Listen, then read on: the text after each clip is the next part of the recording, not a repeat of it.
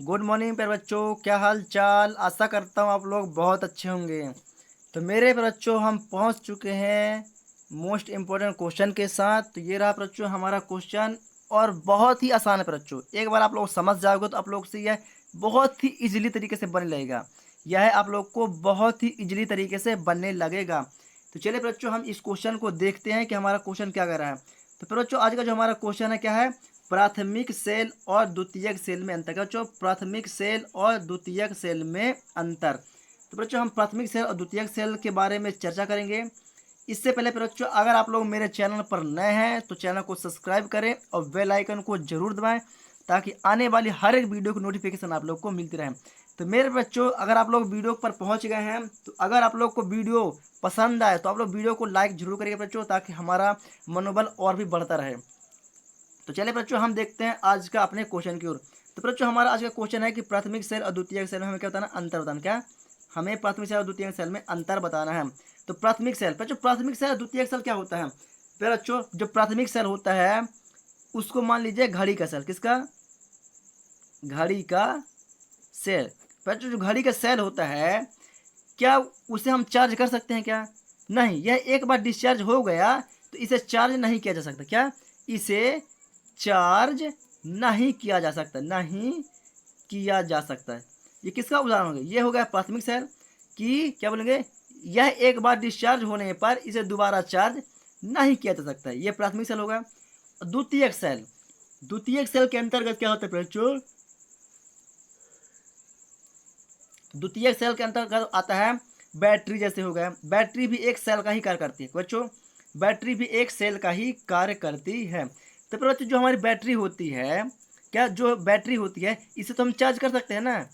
इसे इसे चार्ज, इसे तो चार्ज किया जा सकता है, इसे चार्ज किया जा सकता है। किया जा सकता नहीं, किया जा सकता? यस, बैटरी, बैटरी भी एक सेल ही है। क्या बैटरी एक सेल ही है जिसे चार्ज किया जा सकता है। तो क्या प्राथमिक सेल को चार्ज किया जा सकता है ना। सॉरी, प्राथमिक सेल एक बार डिस्चार्ज होने पर इसे चार्ज नहीं किया जा सकता है। लेकिन जो द्वितीयक सेल है ये एक बार डिस्चार्ज भी हो जाएगा लेकिन इसे पुनः चार्ज किया जा सकता है ना। ये हो गया हमारा पहला अंतर।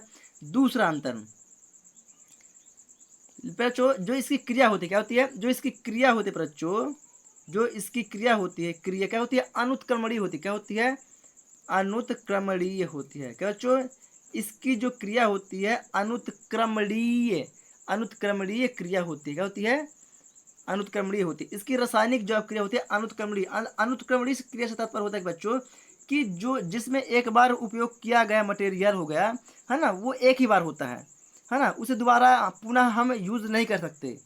क्या उसमें प्रयोग किया गया पदार्थ एक बार उसमें उपयोग कर लिया गया तो उसका उपयोग दोबारा हम नहीं कर सकते हैं। उसी को जो होती है वह अनुत्क्रमणीय अभिक्रिया के अंतर्गत आता है। पर बच्चों हम आप लोग को बहुत ही आसान भाषा में बताने की कोशिश कर रहे हैं कि उत्क्रमणीय अनुत्क्रमणीय अभिक्रिया क्या होती है। तो अनुत्क्रमणीय क्रिया के अंतर्गत जो भी मटेरियल पदार्थ आते हैं वह ऐसे पदार्थ होते हैं कि जिसका एक बार उपयोग कर लिया जाए तो उसे हम दोबारा उपयोग नहीं कर सकते हैं। उसी को बोलते हैं अनुत्क्रमणीय पदार्थ, है ना। लेकिन इसमें क्या होता है, इसमें जो क्रिया होती है क्या होती है? उत्क्रमणीय होती है। क्या होती है? उत्क्रमणीय होती है। मतलब इसमें उपयोग किया गया मटेरियल पदार्थ है, कोई भी जो पदार्थ हो गया है ना, कोई भी जो पदार्थ हो गया दोबारा इसका उपयोग कर सकते हैं। इसका पुनः उपयोग, क्या इसको पुनः उपयोग में किया जा सकता है। इसे अपशिष्ट पदार्थ भी होगा इसका कुछ भी, तो इसका मटेरियल दोबारा किसी और चीज में भी कार्य में लाया जा सकता है। उसी को बोल देते हैं उत्क्रमणीय अभिक्रिया। क्या उसी बोलते हैं उत्क्रमणीय अभिक्रिया। पर बच्चों बहुत ही आसान भाषा में आप लोग को समझा रहा हूँ, है ना। इससे आसान भाषा आप लोग कहीं भी नहीं मिलेगी। चलिए अब बात करते हैं बच्चों अपने तीसरे पॉइंट की। तीसरा पॉइंट क्या बच्चों, ये जो हमारे प्राथमिक सेल होते हैं क्या होते हैं बच्चों?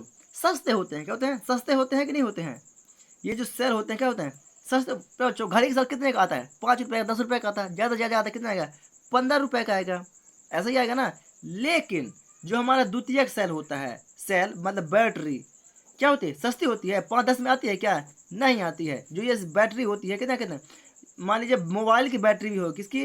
मोबाइल की बैटरी भी होगी बच्चों, तो 200-250 के बीच में ही आएगी। 200-250 के बीच में ही आएगी। और हैवी बैटरी लोगे तो 10,000, 15,000, 20,000। और जितना इसका रेंज बढ़ेगा उतना क्या इसका भार बढ़ेगा। क्या बचेगा? भार। भारी होगा, होगा कि नहीं होगा? यस बच्चों, क्या होगा? भारी होगा। लेकिन ये इसका भार थोड़ी होता है बच्चों, इसका कौन सा भार होता है? घड़ी के सेल में कोई भारी है? कोई भार नहीं होता। तो चौथा पॉइंट हमारा क्या बनेगा? यह क्या होते हैं? यह क्या होते हैं बच्चों? यह हल्के होते हैं, यह हल्के होते हैं। चौथा पॉइंट हमारा क्या होगा? ये क्या होते हैं? ये या यह हल्के होते हैं, हल्के होते हैं। ये हल्का भाई, भाई घड़ी का सेल है, हल्का ही होगा। लेकिन ये तो बैटरी है, बैटरी क्या होती है? भारी होती है, होती कि नहीं होती? तो इसका चौथा पॉइंट क्या होगा? ये भारी होती, ये भारी होती है। क्या होती है बच्चों? ये भारी होती है। आशा करते बच्चों आप लोग चौथे पॉइंट को भी बहुत ही प्रॉपर तरीके से आप लोग समझ चुके होंगे। अब बात करते हैं बच्चों अपने पांचवें पॉइंट, किसका? पांचवा पॉइंट। तो हमारा पांचवा पॉइंट क्या है बच्चों? कि जब ये हल्का है, सस्ता है, इसकी क्रिया अनुत्क्रमणीय होती है और इसे चार्ज नहीं किया जा सकता है, तो स्वाभाविक सी बात है बच्चों, जो इसकी सहायता से क्या होगा? हमें कम वोल्ट की विद्युत धारा ही प्राप्त होगी। क्या होगी? हमें कम वोल्ट की ही विद्युत धारा प्राप्त होती है। क्या होती है? कम वोल्ट की विद्युत धारा प्राप्त होती है। लेकिन इससे क्या होता है बच्चों? इससे हमें अधिक वोल्ट की विद्युत धारा प्राप्त होती है। क्या होती है? अधिक वोल्ट की विद्युत धारा प्राप्त होती है। क्या होती है? अधिक वोल्ट की विद्युत धारा प्राप्त होती है। तो आशा करते हैं बच्चों आप लोग इस पांचों पॉइंट को अपने बहुत ही इजीली भाषा में समझ चुके हैं। अगर आप लोग को समझ में आ गया बच्चों तो वीडियो को फटाफट आप लोग लाइक कर दें। चलिए बच्चों ये रहा हमारी नोट्स कॉपी। तो आप लोग नोट्स कॉपी से इसे देख के प्रॉपर तरीके से आप लोग लिख लीजिएगा। सबसे पहले आप लोग प्राथमिक से द्वितीयक सेल में क्या अंतर होता है इसका क्वेश्चन लिख लीजिएगा। फिर इसे आप लोग दो भागों में डिवाइड कर लीजिए और आशा करता आप लोग इसे डिवाइड भी कर लिए होंगे। तो मैं आप लोग को एक से लेकर पांचवा पॉइंट पूरा आप लोग को दिखाने की कोशिश कर रहा हूँ। तो ये रहा बच्चों हमारा पहला पॉइंट से पूरा पांचवा पॉइंट जो एक बार में आप लोग को दिख गया है ना। अगर नहीं दिख रहा बच्चों तो आप लोग पहले से पहला पॉइंट से दूसरे तीसरे पॉइंट तक आप लोग पहले इतना को लिख लीजिएगा, है ना। इतना लिखने के बाद फटाफट आप लोग पांचवा पॉइंट को भी पूरी तरह से लिख लीजिएगा।